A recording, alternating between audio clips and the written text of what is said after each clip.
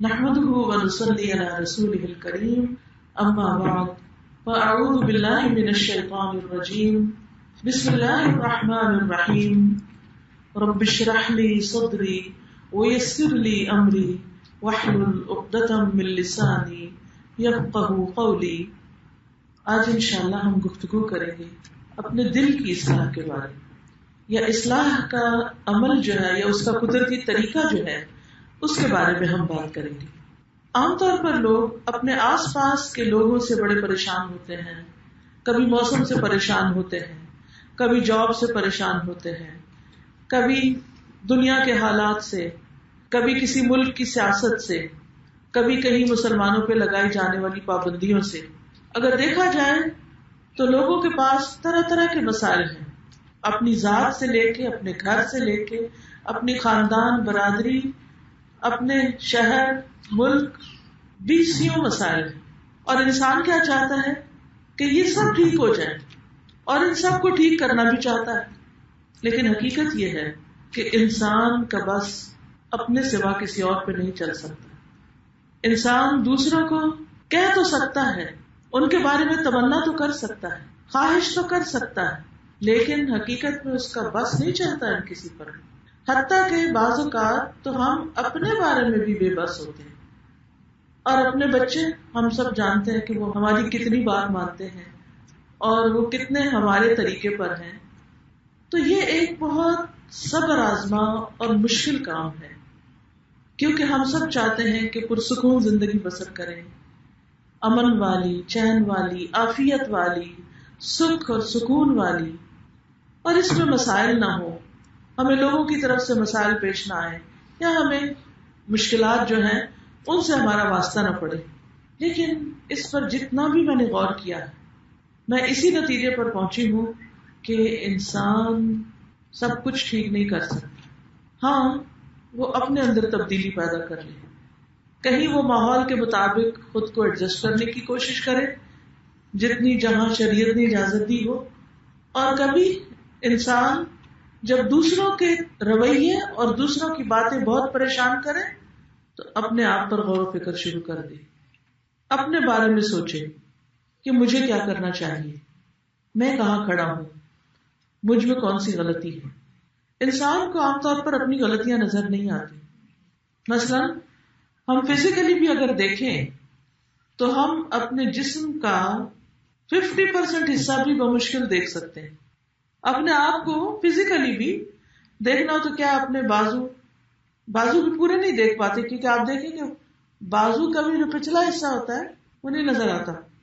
اسی طرح جسم کا صرف اگلا حصہ، اپنے سر کو نہیں دیکھ سکتے، اپنے چہرے کو نہیں دیکھ سکتے، باڈی کے پچھلے سارے حصے کو نہیں دیکھ سکتے، ہمیں اپنا آپ نظر نہیں آتا. اسی طرح ہمیں اپنے اخلاق، اپنی عادات، اپنی غلطیاں اور بعض اوقات اپنی اچھائیاں بھی نظر نہیں آتی، یا اپنے اندر جو صلاحیتیں ہیں وہ بھی نظر نہیں آتی. تو اس کے لیے انسان کو 2-3 طریقوں سے جاننے کی ضرورت ہوتی ہے. مثلا ہماری کمر پہ کوئی چیز چبھ گئی ہے یا پاؤں میں، تو ہم کیا کرتے ہیں، کسی دوسرے کو ہیلپ کے لیے بلاتے ہیں. ہم کہتے ہیں ادھر آنا، ذرا دیکھنا، یہ پتہ نہیں کیا چیز پیچھے سے مجھے اریٹیٹ کر رہی ہے. تو دوسرا آ کے کہتا ہے او ہو، یہ تو فلاں چیز چبھ گئی ہے تمہیں. پاؤں میں اگر اسی طرح کوئی چیز ہے تو کسی اور کو بلانا پڑتا ہے، ذرا آؤ دیکھو اس کو نکالو کیا ہے. اسی طرح انسان کو کسی بھی معاملے میں جب اپنی غلطی دیکھنی ہو تو کسی دوسرے کی ضرورت پڑتی کہ وہ ہمیں بتائے، لیکن اس کے لیے ہم اپنے آپ کو آفر نہیں کرتے. فیڈ بیک بہت عام لفظ ہو گیا کہ فیڈ بیک چاہیے. یعنی کیا مطلب کہ کوئی فنکشن ہوا ہے، کوئی پارٹی ہوئی ہے، کوئی شادی ہوئی ہے، کوئی پروگرام ہوا ہے، تو آپ لوگوں سے پوچھتے ہیں، سروے کرتے ہیں کہ کیسا رہا. آپ بینکس میں جاتے ہیں، مختلف اداروں میں جاتے ہیں، تو وہاں سروے فارم، ٹم ہارٹن پر ہی آپ جائیں تو وہاں کیا لکھا ہوتا ہے کہ ہماری سروس کیسی تھی، ہمیں فیڈ بیک دیں تاکہ ہم اپنے آپ کو بہتر بنائیں. لیکن جہاں تک ہماری اپنی ذات کی اصلاح کا تعلق ہے تو ہم کسی سے فیڈ بیک لینے کے لیے تیار نہیں ہوتے، اور اگر کوئی دے بھی تو کیا کرتے ہیں، سنی انسنی کر دیتے ہیں، یا فوراً دفاع شروع کر دیتے ہیں. نہیں، میرا مقصد یہ نہیں تھا، اصل مسئلہ یہ ہے، کہ کسی اور پہ بلیم ڈال دیتے ہیں، کسی اور کو سبب بنا دیتے ہیں. اول تو سن کے بھی نہیں دیتے، جب پتہ ہی نہیں ہے ہمیں کہ ہمارے اندر کیا کیا خامیاں ہیں. تو پھر ہماری اصلاح کا عمل شروع کب ہوگا اور کہاں سے شروع ہوگا؟ دوسری چیز، قرآن مجید، سنت رسول صلی اللہ علیہ وسلم، اگر اس کا مطالعہ کیا جائے تو اس سے اچھے اور برے کا فرق پتہ چلتا ہے، حلال حرام کا پتہ چلتا ہے، جائز ناجائز کا پتہ چلتا ہے. لیکن اس کو بھی جب ہم پڑھ رہے ہوتے ہیں تو ہم زیادہ سے زیادہ کیا کرتے ہیں کہ ہم اس کو پڑھتے ہوئے یہ کہتے ہیں ہاں یہ یہود کے بارے میں بات آئی ہے، یہ تو کرسچنز کی بات ہو رہی ہے، یہ تو مشرکین کی بات ہو رہی ہے. ہماری بات اپنے آپ کو قرآن میں کتنا تلاش کرتے ہیں اور کہاں تلاش کرتے ہیں؟ کم ہی.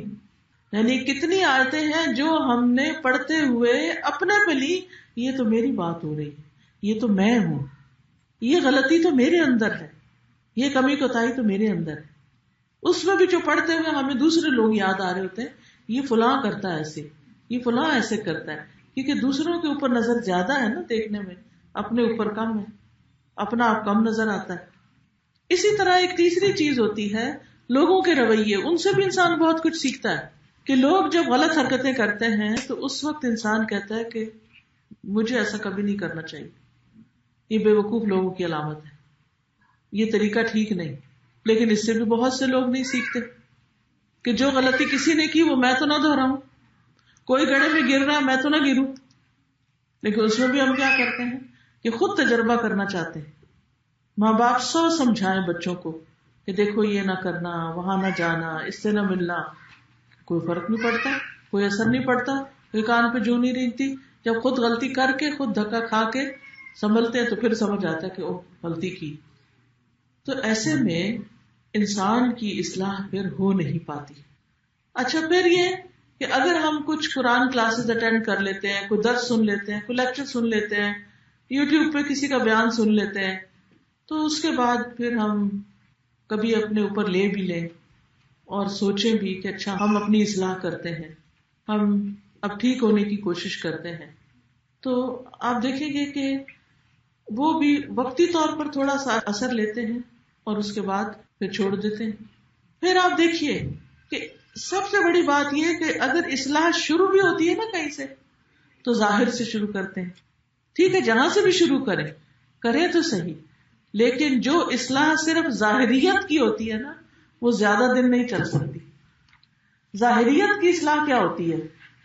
ظاہریت کی اصلاح یہ ہے کہ انسان نماز پڑھنے لگ جائے یا حجاب کرنے لگ جائے یا بظاہر لوگوں کے سامنے اچھا شریف انسان نظر آنے لگے. اس میں بعض اوقات دل اور زبان میں بڑا فرق ہوتا ہے، دل اور عمل میں بڑا فرق ہوتا ہے. اسی لیے بہت سے لوگ دین والوں سے بھی اوفینڈ ہونے لگتے ہیں. وہ کہتے ہیں کہ یہ لیکچر تو کچھ اور دیتے ہیں، درس تو کچھ اور دیتے ہیں، لیکن یہ خود کرتے کچھ اور ہیں.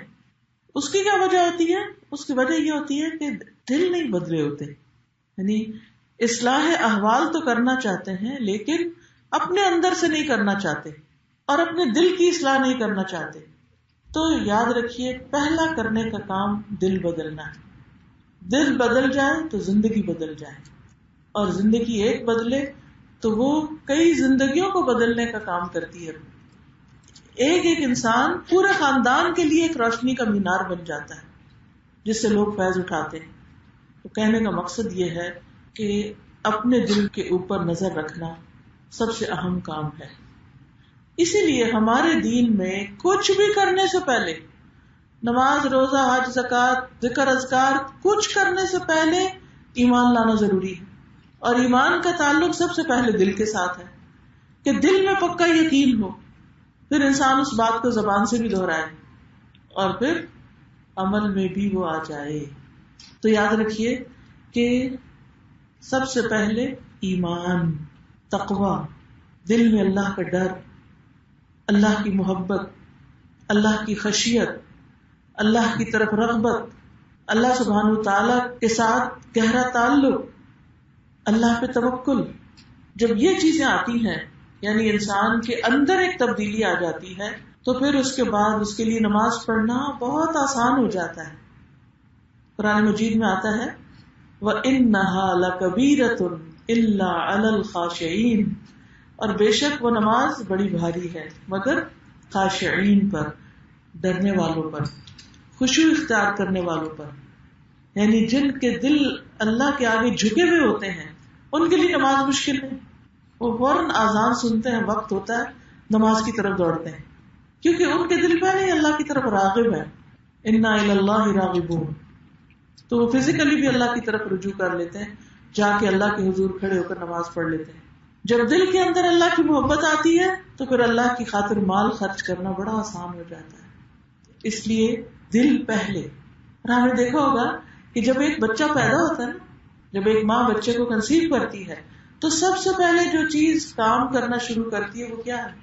آنکھیں، زبان، ہاتھ نہیں، دل دھڑکنا شروع ہوتا ہے۔ بہت ارلی سٹیج پر ہی وہ وہاں سے وہ نقطہ ہلنے جلنے لگتا ہے۔ ابھی شاید دل پوری طرح فارم بھی نہیں ہوتا کہ وہ اپنا کام شروع کر دیتا ہے، تو پہلی حرکت دل میں ہوتی۔ اسی طرح جب دل کے اندر ایک حرارت پیدا ہو جاتی ہے نا، دل کے اندر ایک حرکت آ جاتی ہے، تو پھر اس کے بعد کیا ہوتا ہے؟ انسان کی نظر تبدیل ہو جاتی، انسان کے اندر ایک پیشن آ جاتا ہے، ایک انرجی آ جاتی، ایک خوشی آ جاتی، ایک طاقت آ جاتی، اور وہ بڑے بڑے کام کر جاتا ہے۔ دل انسان کا جس بھی چیز کی طرف راغب ہو جائے پھر وہ اس کو کر کے چھوڑتا ہے۔ یہی وجہ ہے کہ آپ دیکھیں دنیا میں بعض کام ایسے بھی لوگوں نے انجام دیے کہ جو فزیکلی پوری طرح ہینڈی کیپ تھے، کچھ بھی نہیں کر سکتے تھے، لیکن دل زندہ تھا، اندر روح تھی۔ انسان کی موت بھی دل کے مرنے سے ہوتی ہے، یعنی برین ڈیتھ جو ہوتی ہے وہ ڈیتھ نہیں ہوتی۔ جب تک دل کام کرتا ہے تو انسان زندہ ہے، چاہے بظاہر اس کو نظر کچھ نہیں ابھی آ رہا ہے۔ تو بہرحال آپ دیکھیں کہ جب انسان کا دل صحت مند ہوتا ہے، دل زندہ ہوتا ہے، تو انسان کی نیت اور ارادہ اور یقین پختہ ہوتا ہے، اور پھر وہ اپنے کرنے میں سچا ہوتا ہے، پھر وہ صرف اپنے لیے نہیں جیتا، وہ دوسروں کو دینے والا بن جاتا ہے، اپنا وقت، اپنا مال، اپنا علم، اپنی ذہانت، صلاحیت، ہر چیز سے وہ دوسروں کو فائدہ پہنچاتا ہے، اور اس طرح اس کو جو ریٹرن ملتا ہے بے شمار آسانیوں کی شکل میں۔ قرآن مجید میں اللہ تعالیٰ فرماتے ہیں فَأَمَّا مَنْ أَعْطَى وَاتَّقَى وَصَدَّقَ بِالْحُسْنَى فَسَنُيَسِّرُهُ لِلْيُسْرَى، کہ جو دیتا ہے، عطا کرتا ہے، یعنی جو دینے والا ہوتا ہے، واتقى اور تقوی اختیار کرتا ہے، وصدق بالحسنى اور سچائی کی، نیکی کی، اچھی چیز کی تصدیق کرتا ہے، اس کو سچ مانتا ہے، فسنيسره لليسرى، تو ضرور ہم اس کے لیے آسان راستے کی آسانی کر دیں گے۔ پھر ایسا شخص آسانی پا لیتا ہے، آسانیوں کی طرف جاتا ہے، اس کی زندگی آسان ہو جاتی ہے۔ لیکن اس کے برعکس جس کے دل کی اصلاح نہیں ہوتی، نہ اس کی پھر اپنی اصلاح ہوتی ہے اور نہ وہ دوسروں کی اصلاح کے قابل ہوتا ہے۔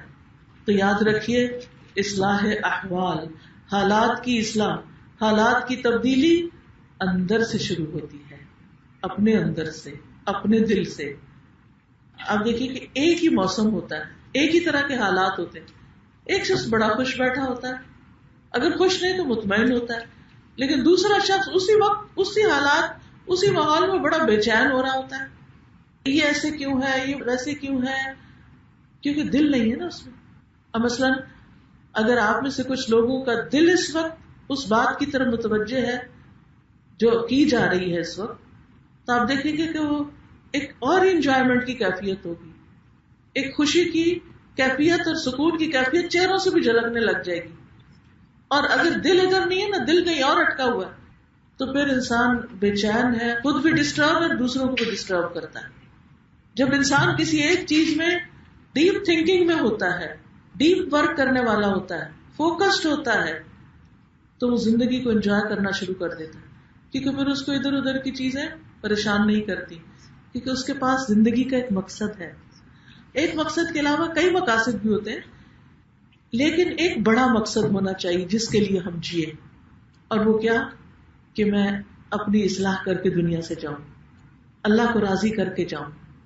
قرآن مجید میں آتا ہے قد افلح من تزکا وذکر اسم ربہ فصلی بل تؤثرون الحیاۃ الدنیا والآخرۃ خیر وابقی ان ھذا لفی الصحف الاولی صحف ابراہیم و موسیٰ قد افلح، یقیناً فلاح پا گیا، من تزکا، جس نے تزکیہ کر لیا، جو پاک ہو گیا.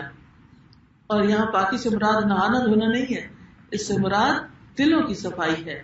وذکر اسم ربہ، اور اپنے رب کا نام لیا، زبان کی پاکیزگی. فصلی، پھر نماز پڑھی، جسم کی پاکیزگی. یہ ہے کامیابی کے نکات، ایسا شخص کامیاب ہوا. اور پھر بل تؤثرون الحیات الدنیا، لیکن تم دنیا کی زندگی کو اہمیت دیتے ہو، اس کو ترجیح دیتے ہو، وہ تمہاری پرائرٹی ہے، اس لیے تم اللہ کی طرف نہیں آ پاتے. والآخرۃ خیر وابقی، حالانکہ آخرت بہتر بھی ہے، اچھی بھی ہے، اور زیادہ باقی رہنے والی ہے. ان ھذا لفی الصحف الاولی، بے شک یہ بات پہلے صحیفوں میں بھی ہے. صحف ابراہیم و موسیٰ، تو قرآن میں بھی یہ بات ہوئی. ابراہیم علیہ السلام کے صحیفوں میں بھی یہی تعلیم دی گئی، اور موسیٰ علیہ السلام کے صحیفوں میں بھی یہی بات سمجھائی گئی کہ کرنے کا کام کیا ہے، دنیا سے اس حال میں جائیں قد افلح من تزکا، نہ دل میں کسی کے خلاف حسد، نہ بغض، نہ منافقت. اور پھر ذکر اسم ربہ، زبان پہ اللہ کا نام، اور نمازوں کی فکر، آخر دم تک نماز.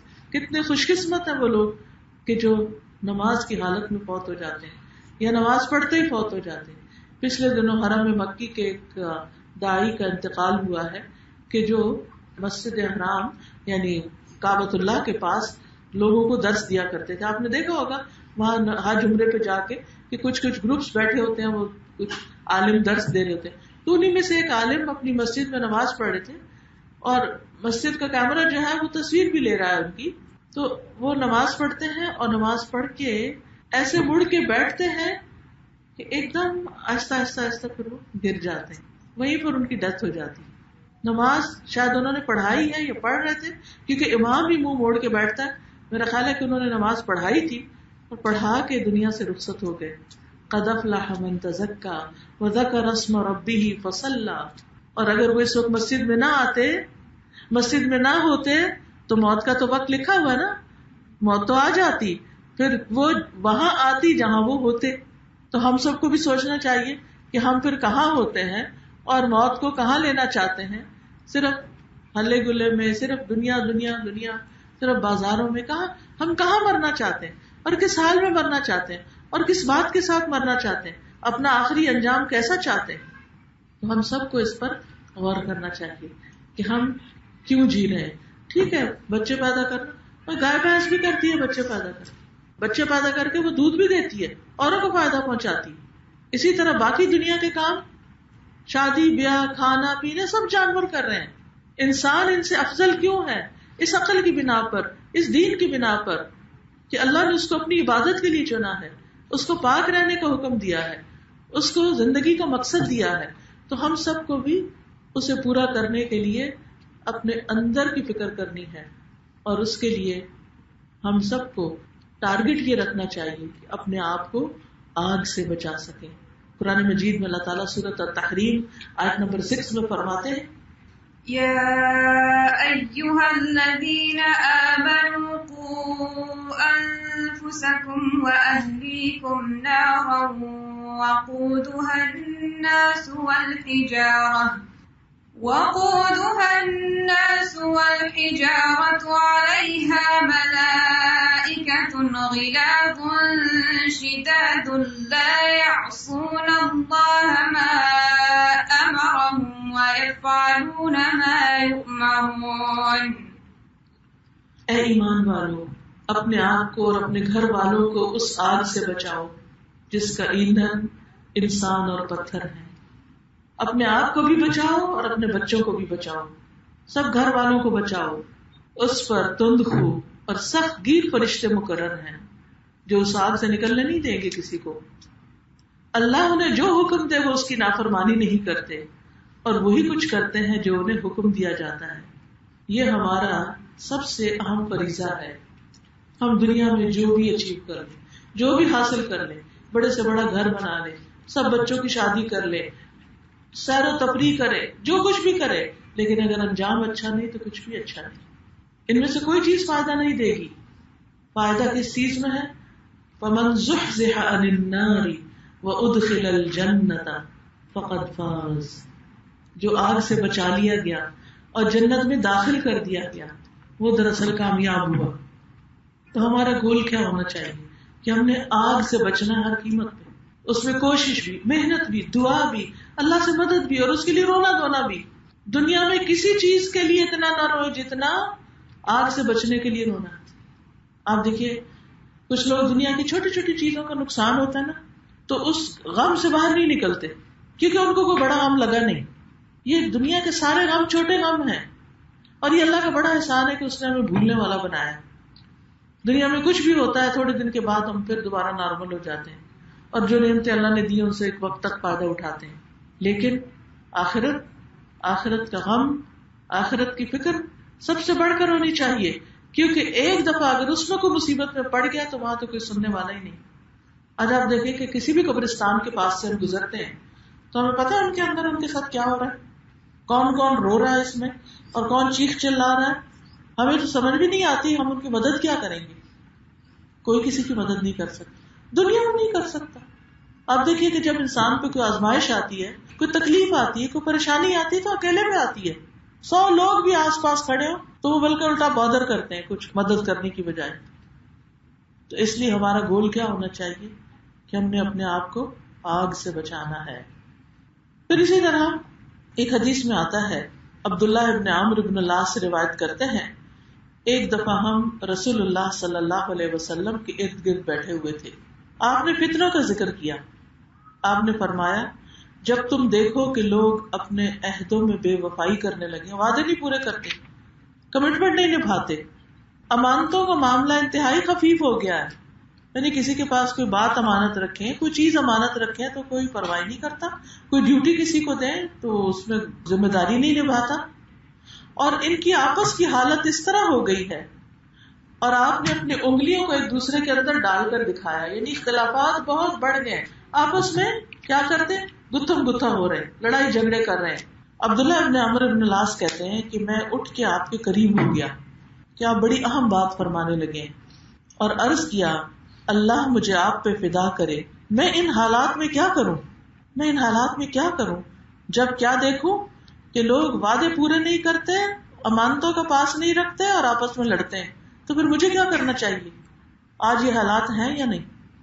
آپ نے فرمایا اپنے گھر کو لازم پکڑنا، اپنی زبان کے مالک بن جانا یعنی خاموش رہنا، اور نیکی پر عمل کرنا اور برائی کو چھوڑ دینا، اور اپنی ذات کی فکر کرنا اور عام لوگوں کی فکر چھوڑ دینا، یعنی اپنی فکر شروع کر دینا کہ میں وعدہ پورا کرتا ہوں کہ نہیں، میں امانت میں خیانت تو نہیں کرتا، اور میں کسی کے ساتھ لڑائی جھگڑے کی ٹرمز پر تو نہیں۔ دیکھیے لوگ زندگیاں گزار دیتے ہیں، میرے مشاہدے میں بعض ایسے لوگ آتے ہیں کہ زندگیاں گزر گئی ان کی، پڑھتے پڑھاتے سب کچھ کرتے، لیکن افسوس یہ کہ 2 لوگوں کے ساتھ بھی وہ ڈھنگ سے رہ نہیں پاتے، اوروں کی زندگی حرام کی ہوئی ہیں، انہوں نے چھوٹی چھوٹی باتیں مائنڈ کر کے بیٹھے ہوئے، دلوں میں بسا کے بیٹھے ہوئے، معاف کرنا تو شاید سیکھا ہی نہیں ساری زندگی، ہر بات میں دوسروں پہ تنقید ہے، صرف دوسروں کی غلطیاں چننا آتی ہیں، اپنی غلطیوں کی طرف کوئی توجہ نہیں۔ تو ایسی صورت میں پھر جب انسان کو ایسے لوگوں سے واسطہ پیش آئے، دیکھیں نا ان پڑھ کو تو کوئی پڑھا کے سمجھا دے، لیکن وہ لوگ جو قرآن و سنت پڑھیں بھی اور پڑھائیں بھی اور پھر اپنے لیے نہ لیں، عمل نہ کریں، تو پھر ایسی صورت میں انسان کیا کرے؟ اپنی فکر کرے، پھر ایسے لوگوں سے تعلق چھوڑ دے، اللہ یہ کہ گھر کے اندر ہے تو پھر صبر کرے، اپنی زبان کو کنٹرول رکھے۔ دیکھیے یہ دنیا کا مشکل ترین کام ہے کہ کہیں کچھ ہو رہا اور ہم چپ رہ جائیں، کہیں زلزلہ آئے، طوفان آئے، ہم نے وجہ ضرور بتانی ہوتی، اس لیے آیا ہے، چاہے وہ وجہ ہو یا نہ ہو، بھئی آپ کو کیسے پتا چل گیا کہ اس لیے آیا؟ ہر کوئی کیا آسانیاں کر رہا ہے، کوئی کسی کا کوئی عمل بتا رہا ہے، کوئی کسی کچھ کہہ رہا ہے، حتیٰ کہ دنیا تو دنیا آخرت کے بارے میں خود ہی باتیں کرنے لگ جاتے ہیں، ہم جنت میں یوں بیٹھیں گے، ہم جنت میں یہ کریں گے، کس نے بھیج دیا آپ کو جنت میں؟ ابھی سے لوگوں کے بارے میں فلاں جہنمی ہے، ایسا ہے ویسا، اور فلاں جنتی بھی ہے، کوئی فوت ہو جائے تو اس کا نام جنتی لے کے پکارنے لگتے ہیں، آپ کو کس نے بتایا کہ وہ جنت میں گیا؟ تو زبان کو کنٹرول کرنا ایک بہت مشکل کام ہے، تو تبصروں سے، گریز کرنا چاہیے. لوگوں کے اوپر تبصرے کرنے سے ہر چیز کی وجہ بتانی شروع کر دیتے, ہر چیز کی ایکسپلینیشن دیتے, ہر چیز میں انسٹرکشن دینا شروع کر دیتے ہیں. سیدھا دیکھو, دائنا دیکھو, بائنا دیکھو. بچوں کی زندگی حرام کر دیتے, بات بات میں نصیحتیں. انہیں خود تو عقل استعمال ہی نہیں کرنے دیتے. اکثر ماؤں کی عادت ہوتی ہے اتنا بولتی ہے کہ بچوں کے سننے کا ٹائم نہیں. یعنی مردوں کے لیے بھی یہ حکم ہے, لیکن عورتوں کے لیے اور زیادہ بڑی مشکل ہے, کیونکہ ہم زیادہ اس فتنے میں مبتلا ہوتے ہیں. صبر تو ہے نہیں نا کہ ذرا سا جائزہ لے لیں, دوسرے کی بات سن لیں, اس کی بات سمجھنے کی کوشش کریں, وہ کیا کہنا چاہتا ہے, وہ کیا کرنا چاہتا ہے. اب ایک چھوٹی سی مثال دوں گی.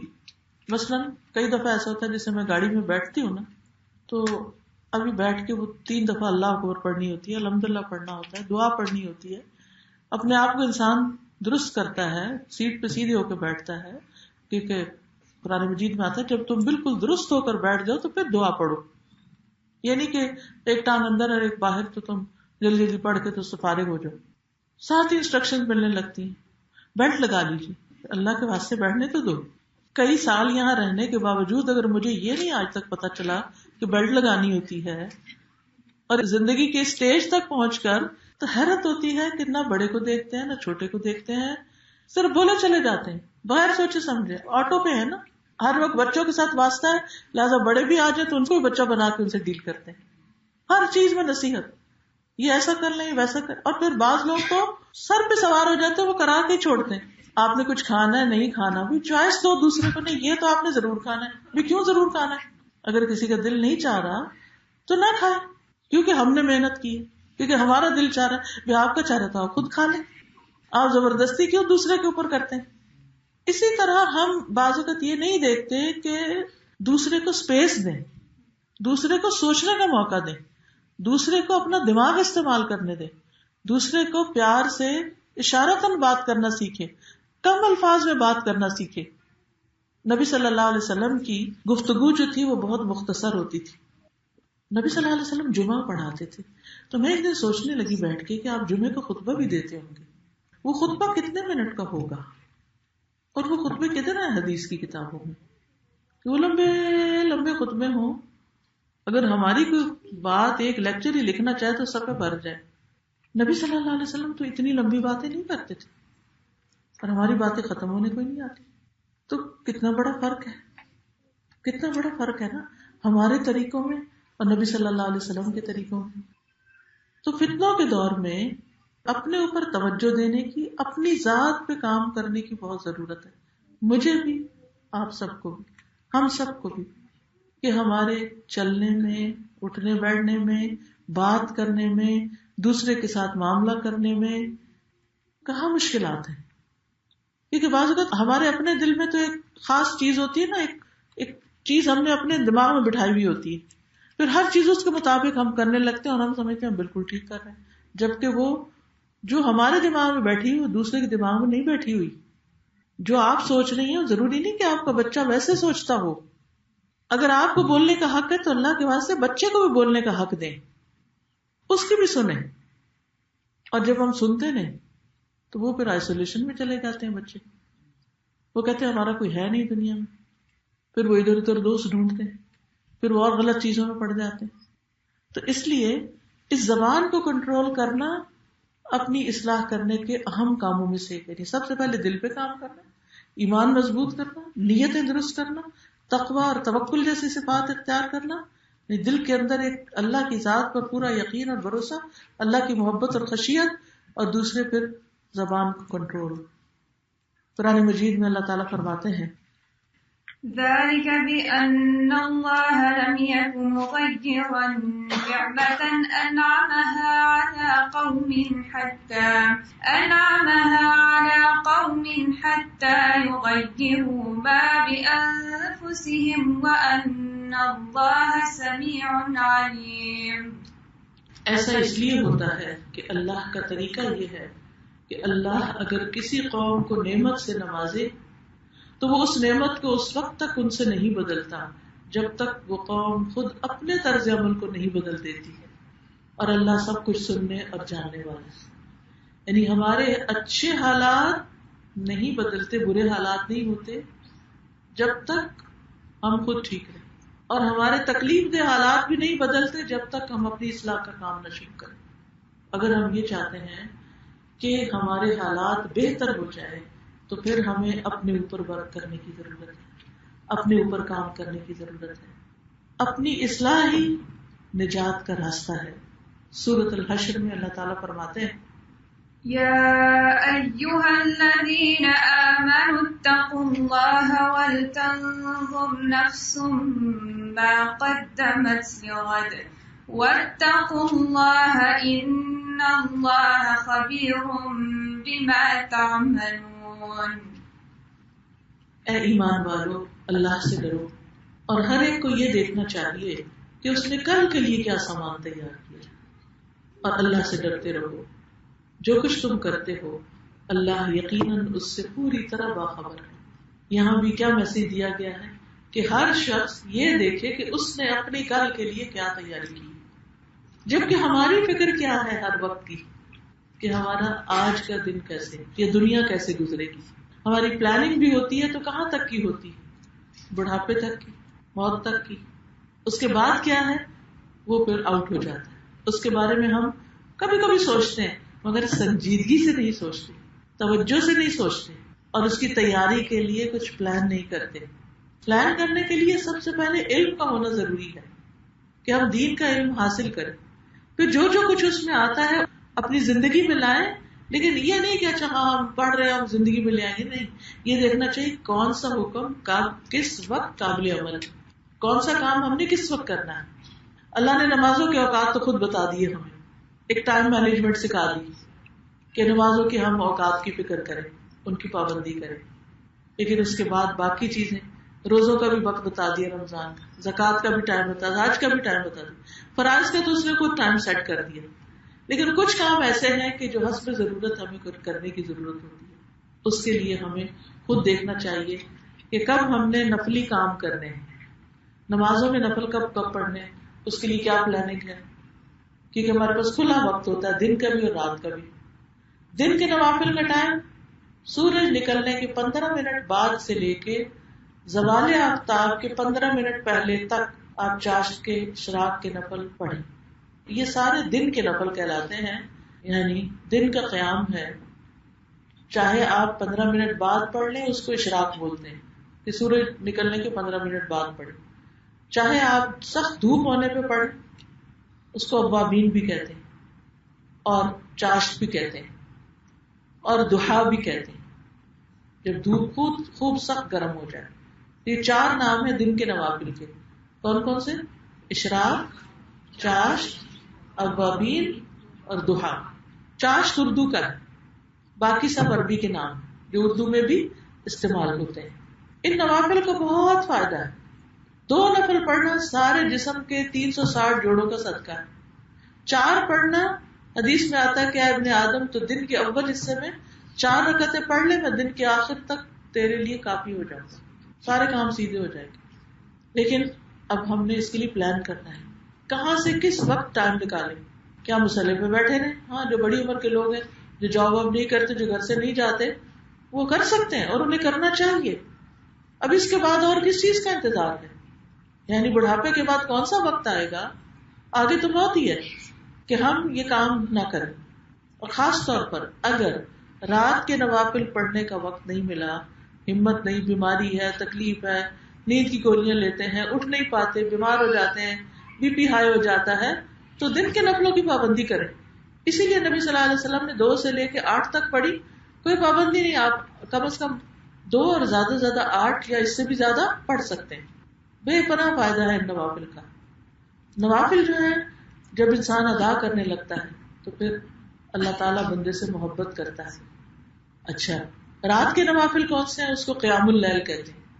اول رات میں جب پڑھتے ہیں رمضان میں جیسے تو تراویح کہلاتے ہیں، اور سو کے جب اٹھ کے پڑھتے تو تہجد کہلاتے ہیں، اور اس کا وقت عشاء کی نماز کے بعد سے لے کر فجر کی نماز تک، حتیٰ مطلع الفجر، فجر طلوع ہونے تک، جس حصے میں مرضی پڑھے، افضل پچھلی رات کے ہیں، ادروائز جس وقت بھی آپ پڑھیں۔ اب اللہ نے فرض نمازوں کا وقت بتا دیا، نوافل کے لیے آپ کو کھلا ٹائم دے دیا، اس میں سے کوئی بھی ٹائم جو آپ کو سوٹ کرتا ہے۔ جو لوگ تہجد کے لیے نہیں اٹھ سکتے وہ عشاء کی نماز پڑھ کے عشاء کے 4 فرض اور 2 سنت پڑھنے کے بعد چاہے 2 نفل پڑھے 4 پڑھے 6 پڑھے پڑھ کے وتر پڑھ کے سو سکتے ہیں. ان کا قیام اللیل ہو گیا, یعنی وہ جو قیام اللیل کا اجر ہے نا وہ ہو جائے گا, یعنی رات کے نوافل ادا کرنے کا. اور اگر اٹھنا چاہیں, اٹھنے والے ہیں, تو پھر آپ رات کے تیسرے حصے میں اٹھیں, 2 بجے 2:30 بجے سے لے کر فجر کی اذان سے پہلے تک اٹھ کے آپ 2 پڑھے 4 پڑھے 6 پڑھے 8 پڑھے. نبی صلی اللہ علیہ وسلم رمضان اور غیر رمضان میں 11 رکعتوں سے زیادہ نہیں پڑھتے تھے, لیکن بہت لمبی ہوتی تھی وہ رکعتیں. تو بہرحال یہ کیا ہے, دراصل ما قدمت لغد, یہ ہم اپنے کل کے لیے تیاری کر رہے ہیں. جیسے دنیا میں سفر کرنا ہوتا ہے نا تو ہم پیکنگ شروع کرتے ہیں. آپ میں سے جو لوگ بیک ہوم پاکستان انڈیا وغیرہ جاتے ہوں گے تو وہ کیا کرتے ہیں, مجھے آپ کو تو نہیں پتا, لیکن میں آتے ہی جانے کی تیاری شروع کر دیتی ہوں. کس طرح کہ جو چیز استعمال میں نہیں ہوتی وہ سب ایک طرف رکھنا شروع کر دیتی ہوں کہ یہ وہاں کے لوگوں کے استعمال میں آ جاتی, میرے پاس زائد ہیں, یہ وہاں کام آ جائیں گی, ان کو ابھی سے ہی الگ کرنا شروع کر دوں. اور تھوڑی کرتے جس دن جانا ہو پھر اس دن بہت بڑا کام نہیں ہوتا, بس ضرورت کی چند چیزیں رکھی اور چل دیے. اسی طرح ایک بکسا بنا لیں آخرت کا, اور اپنے آپ سے کہا کریں یہ میری آخرت کے لیے, یہ کام میری آخرت کے لیے. مثلا آپ نے اپنی ذات پہ خرچ کیا, اپنے بچوں, نیکی کے نیت سے کریں گے اچھے, وہ بھی انشاءاللہ اجر ملے گا, لیکن کچھ اپنی ذات اور بچوں سے الگ بھی کسی اور پہ خرچ کریں, اپنے بہن بھائیوں کے بچوں پر, ان کی تعلیم کے لیے. اگر آپ نے خود حج عمرہ کر لیا اور آپ کے پاس ایکسٹرا پیسے ہیں, اور آپ کی والدہ کو بڑا شوق ہے لیکن ساری زندگی نہ جا سکی آپ کو پال پال کے, ان کے لیے انتظام کر دیں. اور کیا سوچے دل میں, یہ میری آخرت کے لیے, یہ میں آخرت کا سامان تیار کر رہی ہوں, مجھے ان سے شکریہ نہیں چاہیے, مجھے ان سے بدلہ نہیں چاہیے, مجھے اس کا ذکر بھی نہیں چاہیے. نوافل آپ نے پڑھے آخرت کے لیے, صدقہ خیرات آپ نے کیا آخرت کے لیے. آپ کو اللہ نے بہت مال دیا ہے, آپ نے اپنی دنیا کے لیے, دنیا کی پڑھائی, بچوں کی پڑھائی, اپنی ڈگریاں, بچوں کی ڈگریاں سب کرا لی, ابھی بھی پیسے ہیں آپ کے پاس, آپ ان کے دین کی ڈگری پر پیسے لگائیے, آپ خود اپنے دین سیکھنے پر پیسے لگائیے, آپ کسی دینی ادارے میں پیسے لگائیے, ایسے بچوں اور ایسے لوگوں کو پڑھائیے کہ جو خود نہیں پڑھ سکتے. پھر اسی طرح اللہ اگر آپ کو اس سے بھی زیادہ دے, آپ نے اپنا گھر بنا لیا, اب ایک کوئی مسجد بنائیے, یا کوئی مسجد میں کچھ لگائیے, یا کوئی مدرسہ بنائیے, اور کیا سوچئے یہ میں اپنی آخرت کے لیے گھر بنا رہی, کیونکہ من بنا للہ مسجدا بنى اللہ لہ بیتا فی الجنہ, جو اللہ کی خاطر مسجد بناتا ہے اللہ اس کے لیے جنت میں گھر بنا دے. تو یہ کیا ہے, میری آخرت کے لیے. اسی طرح وہ پہلے زمانے میں لوگ کہتے تھے 70,000 دفعہ کلمہ پڑھ کے اپنے قبر کے لیے پتہ نہیں کس کے لیے رکھ لو. تو اصل میں یہ وہ بھولے لوگ اس طرح کی بات کرتے ہیں کہ شاید ایک چیز الگ سے کو بنا. یہ اسی طرح جیسے میں آپ کو کہہ رہی ہوں نا کہ دنیا کے لیے تو بہت کچھ کر لیا, اب کچھ پیسے جوڑ کے اپنی آخرت کے لیے بھی کر کے رکھ لیں. تو ویسے تو ہم جو بھی دنیا کا کام کرتے اگر ہماری نیت اچھی ہے, ہمارا ارادہ اچھا ہے, اور اس میں صرف اللہ کی رضا چاہتے ہیں, کوئی دکھاوا نہیں, کوئی کسی کی تعریف کا شوق نہیں, کچھ نہیں, خاموشی سے چھپا کے بغیر بتائے پیچھے رہ کے, اور جب دل میں خیال آئے بھی تو کہ نہیں میری آخرت کے لیے. وَلْتَنْظُرْ نَفْسٌ مَا قَدَّمَتْ لِغَدٍ, ہر شخص کو دیکھتے رہنا چاہیے, دیکھنا چاہیے کل کے لیے کیا ہے. جیسے بچی کی شادی کرتی ہوتی ہے نا, یا بچے کی, تو دیکھتے کہ کیا کیا تیاری ہوگی, کیا کیا رکھ لیا, کیا کیا زیور بن گیا, کپڑا بن گیا, گھر بن گیا, بیڈ روم سیٹ ہو گیا, یہ ہو گیا, وہ ہو گیا, جو بھی ضروری تیاریاں کرنی ہوتی ہیں. ایک نیا گھر بن رہا ہوتا ہے, ہر ایک کو ضرورت ہوتی ہے, اسلام نے منع نہیں کیا. نبی صلی اللہ علیہ وسلم نے بھی حضرت فاطمہ حضرت علی کا گھر جب بنایا تھا تو انتظام کیا تھا, کوئی حرج نہیں. لیکن اسی تجربے سے آپ اپنی آخرت کے لیے بھی سوچا کہ اچھا وَلْتَنْظُرْ, دیکھیں کیا کیا کر رہی ہوں میں, کیا کیا بنا رہی ہوں وہاں کے لیے. روزانہ کے اذکار مقرر کریں اپنے لیے, تسبیحات مقرر کریں, استغفار, درود شریف, خاص طور پر جمعے کے دن درود شریف, رات کے آخری حصے میں استغفار, صبح شام تسبیح. تو اس سے کیا ہوگا, انشاءاللہ آخرت میں آپ کے لیے کچھ جب جائیں گے تو آپ اپنے اعمال دیکھ کے خوش ہو جائیں گے. وہاں آپ کو کسی اور نے کچھ نہیں پکڑانا, وہی نکلے گا جو آپ نے آگے بھیجا ہوا ہوگا.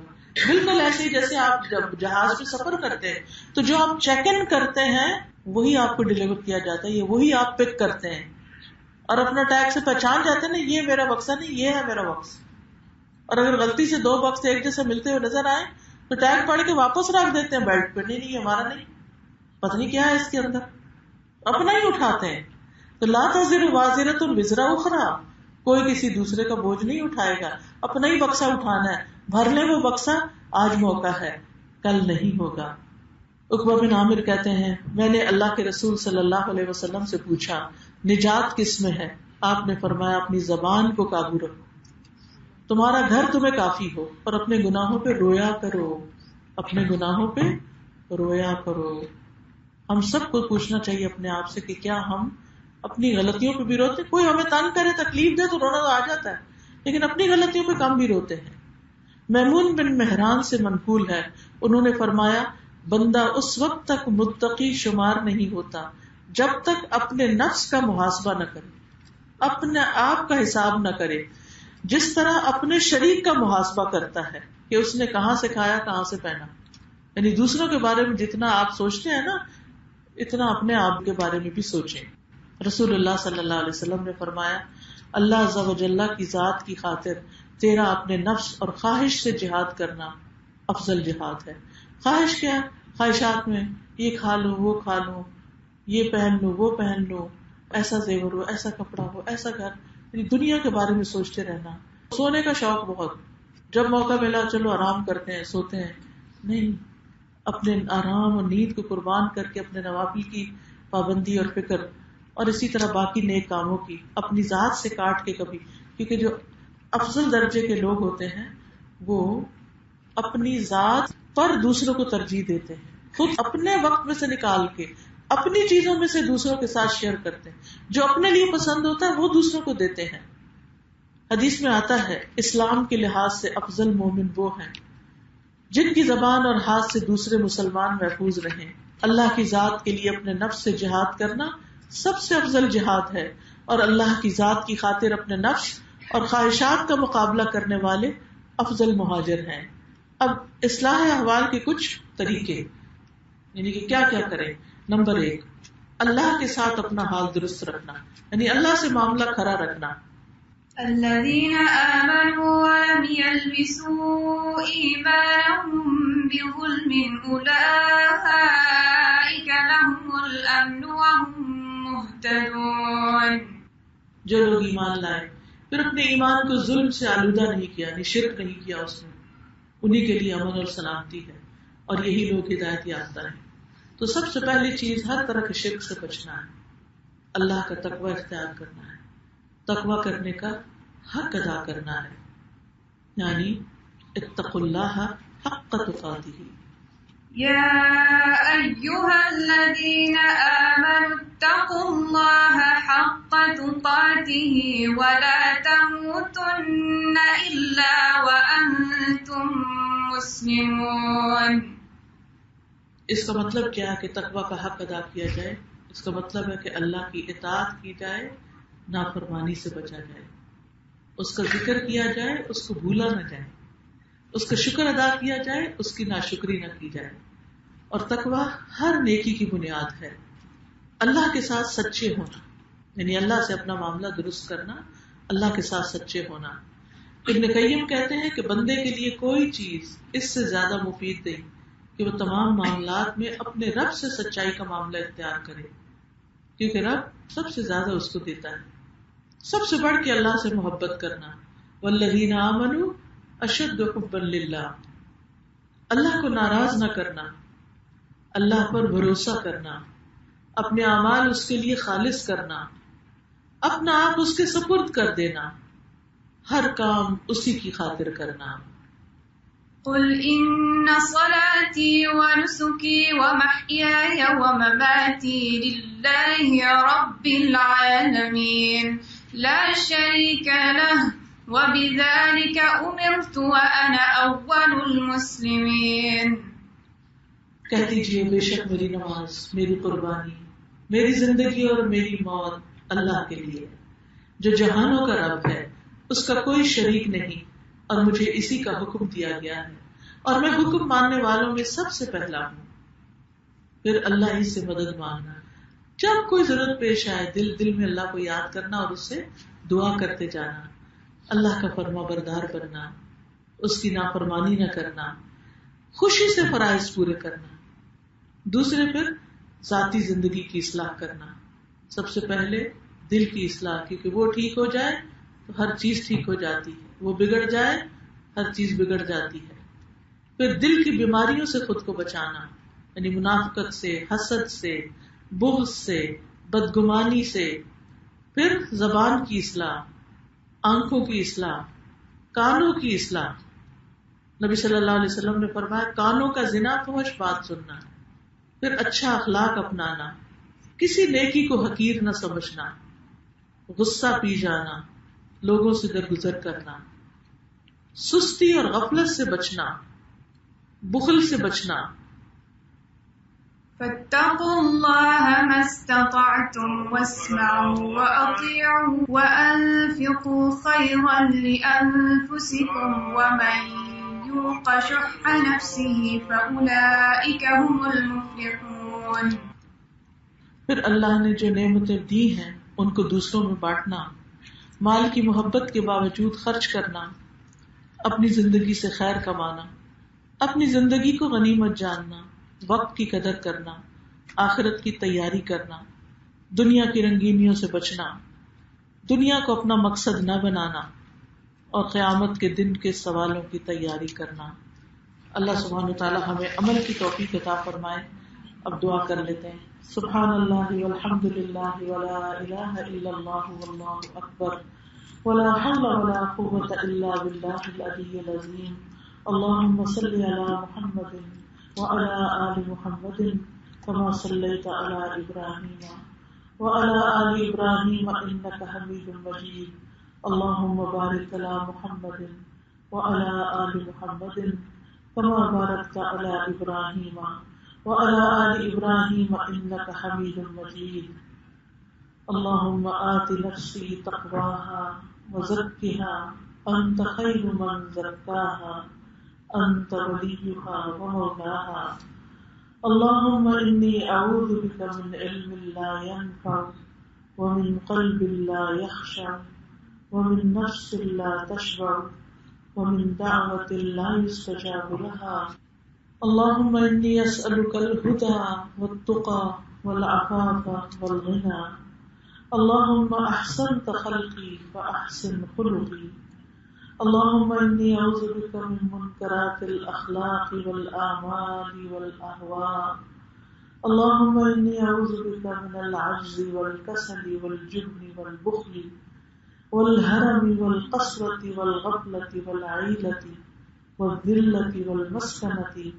وأعوذ بك من الفقر والكفر والفسوق والشقاق والنفاق والسمعة والرياء. اللهم إني أعوذ بك من الكسل وأعوذ بك من الجبن وأعوذ بك من الهرم وأعوذ بك من البخل. یا رب العالمین، یا ارحم الراحمین، ہمیں اچھے اخلاق عطا فرما اور ہمیں برے اخلاق سے بچا. اللہ ہمیں ایمان عطا فرما، منافقت، کفر اور شرک سے بچا. یا رب العالمین ہمیں صالح مسلمان بنا. یا اللہ ہمارے دلوں کی اصلاح کر دے، ہمارے اعمال کی اصلاح کر دے، ہمارے اخلاق کی اصلاح کر دے. یا اللہ تمام بیماروں کو صحت عطا فرما. جتنی بہنیں آئی ہیں ان کے دلوں میں جو دعائیں ہیں ان کو پورا فرما. یا اللہ تو ہم سب کو اپنی اولادوں سے آنکھوں کی ٹھنڈک دے، انہیں متقین کا امام بنا. یا اللہ ہمیں اپنا وقت ضائع کرنے سے بچا. یا اللہ ہمارے والدین پر اپنی رحمت فرما. رب ارحمہما کما ربیانی صغیرا. یا اللہ تو اس مسجد والوں کو اور جنہوں نے انتظام کیا اس کی بہترین جزا عطا فرما. جتنی بہنیں آئی ہیں ان کا آنا قبول فرما اور انہیں بہترین جزا عطا فرما. ربنا هب لنا من ازواجنا وذرياتنا قرة اعين واجعلنا للمتقين اماما. ربنا تقبل منا انك انت السميع العليم وتب علينا انك انت التواب الرحيم. وصلى الله تعالى على خير خلقه محمد وعلى آله واصحابه واهل بيته اجمعين برحمتك يا ارحم الراحمين. الہی آمین. کچھ دعاؤں کے کارڈ ہیں، جیسے یہ توبہ کی دعائیں ہیں، یہ میت کی بخشش کی دعا ہے. کوئی فوت ہو جائے تو آپ اس کو ضرور پڑھنے کو دیں، کیونکہ مردوں کو سب سے بہترین چیز دعا چاہیے ہوتی ہے. پھر پروٹیکشن کی دعائیں ہیں، ذکر کا کارڈ ہے. نبی صلی اللہ علیہ وسلم کے روزانہ کے معاملات کیا ہوتے تھے. استخارے پہ بہت لوگ سوال کرتے ہیں، تو استخارے پہ یہ کارڈ ہے کہ استخارہ کب کریں، کیوں کریں، کیسے کریں.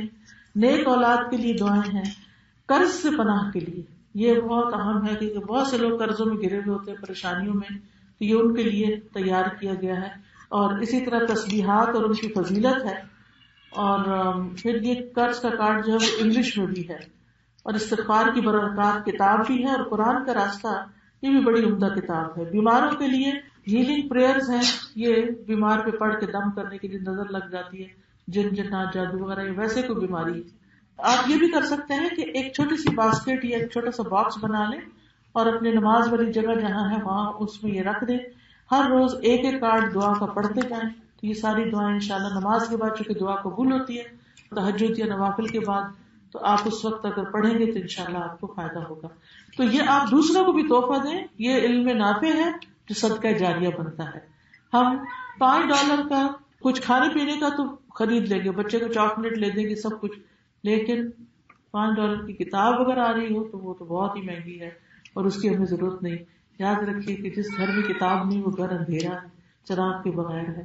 آپ کے گھروں میں یہ کتابیں ضرور ہونی چاہیے تاکہ آپ بھی پڑھیں اور آپ کے آنے جانے والے مہمان بھی اور دوسرے لوگ بھی. اللہ ہمیں علم نافع عطا فرمائے. وآخر دعوانا ان الحمد للہ رب العالمین. السلام علیکم ورحمۃ اللہ وبرکاتہ.